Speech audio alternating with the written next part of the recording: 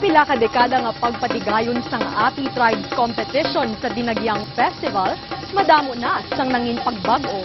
Apang, may pila ka mga tribo ang nagapabilin ang debosyon sa tradisyon sang Dinagyang Festival. Rason nga apisar sa kadugayon sang panahon, sila ang nagaintra sa gihapon.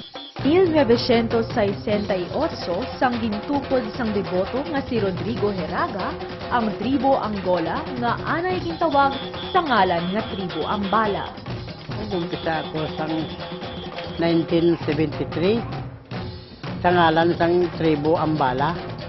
Kung isipon, 39 na katuig na nagapartisipar ang tribo Angola sa Dinagyang Festival. Apang, nakahibalo-bala kamo kung ni isa ka beses, wala pa ini makakuha sang kampyonato? Ina bangod indi tropeyo ang luyag sang tagtukod sini nga si Lolo Rodrigo. Kundi, pagpakita lamang sang iya hugot nga pagtuo kay Senyor Santo Niño, pinaagi sa sakripisyo sini sa pag-organisa sang tribo. Gadyon ako tungod sang panata ko sa kay Senyor Santo Niño. Ang amo niya pagpanatan sa Santo Niño, hugot sa amo niya, blatyagon niya. Nagapati kami nga ang Santo Niño, makabulig. Napulo na katuig ang Santo Niño ni Lolo Rodrigo.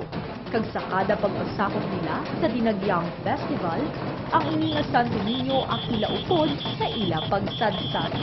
Ang sako niya importante ang pagtuo, hindi ang kwarta. Kaya kung importante ang kwarta, sa kabisis niya, way ako budget, ako ay nagtingwa nga mag-intra, magsulod para lang mag-intra.